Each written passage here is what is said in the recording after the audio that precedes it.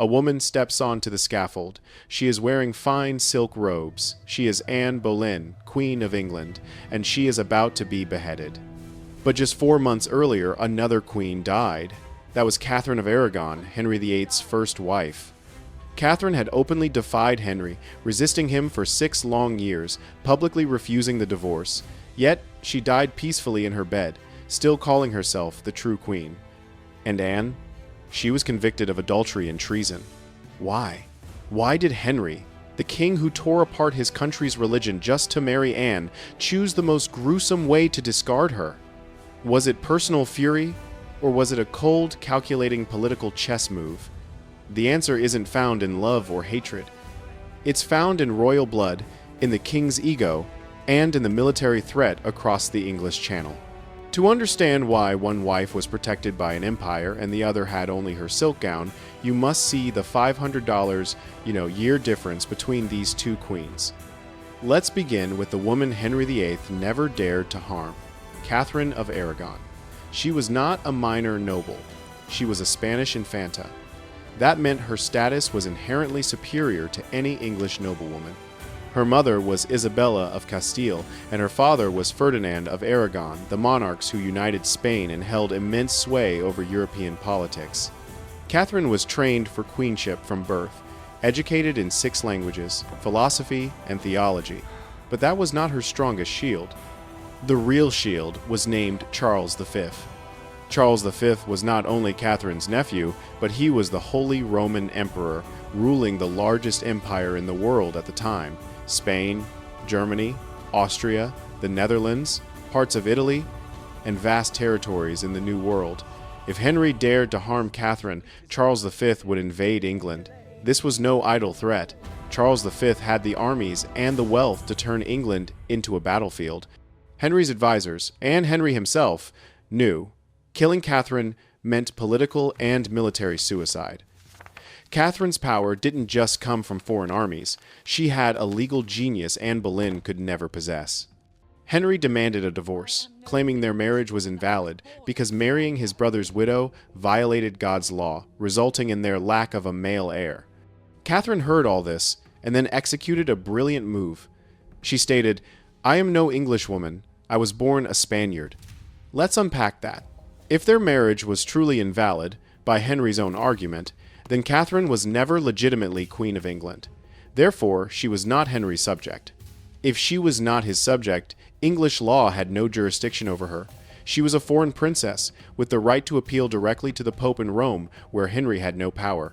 In $1,529, when Henry established a court in England, Catherine refused to attend.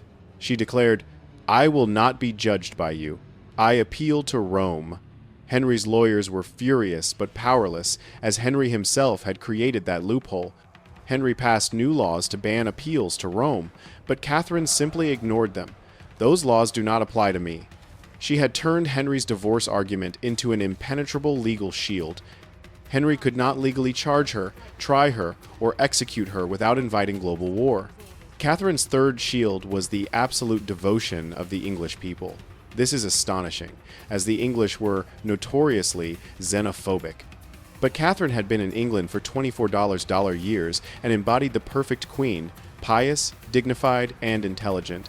The peak of her popularity came in $1,513. When Henry VIII led troops to France, the Scots invaded. Henry had left Catherine as regent. She did not panic. She personally organized the defense, and her forces crushed the Scots at the Battle of Flodden. The populace viewed her as a living saint, a national heroine. When Henry tried to divorce her, the public reaction was explosive. Women guarded her palace with pitchforks. In the streets, people chanted support for Catherine. Henry well understood that killing Catherine would mean riots, rebellion, and potential civil war, a domestic risk he could not afford to take, especially with Charles V watching. Catherine had an empire behind her, the common people's hearts in front of her, and legal immunity protecting her flanks. Now, let's contrast this with the woman who possessed none of these protections, Anne Boleyn. Anne came from a completely different world. She was born in England to a minor noble family. Her father, Thomas Boleyn, was clever, but she had no royal blood. Anne had no foreign army, no emperor uncle. Everything Anne had was granted by Henry, and what Henry granted, Henry could easily take away. Anne made Henry wait 7 years, a strategy that turned the king's desire into obsession. But that triumph was also her fatal flaw. Anne's position was always precarious because it relied entirely on Henry's favor. The Boleyn family would fall with her. If Catherine was a saint, Anne was a national disaster. The public and foreign courts viewed Anne as the seducer, the homewrecker who destroyed a perfect marriage. They called her the king's whore and the scandal of Christendom. When Henry turned, Anne had nowhere to run. She was English, purely Henry's subject. No appeal to Rome. English law applied fully to her, and English law dictated that adultery by a queen was treason, which meant death. Anne was trapped. This is the central, critical question. Henry had many quiet options to remove Anne. Why did he choose execution? He could have annulled the marriage by citing his prior liaison with Anne's sister, Mary Boleyn, or exiled Anne to a convent, which Anne herself begged for while in the Tower. Henry refused. Death was mandatory because of Henry's ego. Image protection. If Henry annulled the marriage based on sleeping with Mary Boleyn, he would have to admit he was the sinner who ruined his first marriage out of lust. Henry could not stand being the villain. He needed to be seen as the victim who was tricked by a deceitful woman. By charging Anne with treason, Henry shifted the narrative. He was the virtuous king betrayed by his wife. Anne's death purified Henry's image. 2. Personal betrayal. Catherine merely challenged Henry legally. She remained respectful of him as king. Anne was different. She had promised a son but failed. She also argued openly with Henry and was proud.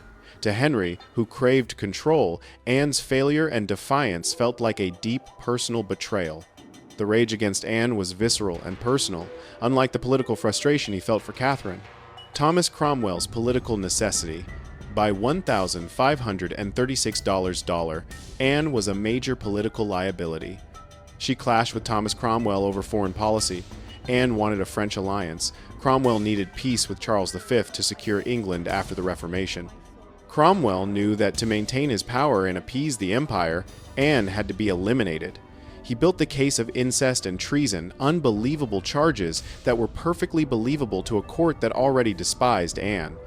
The difference was not in their defiance. Both women defied Henry.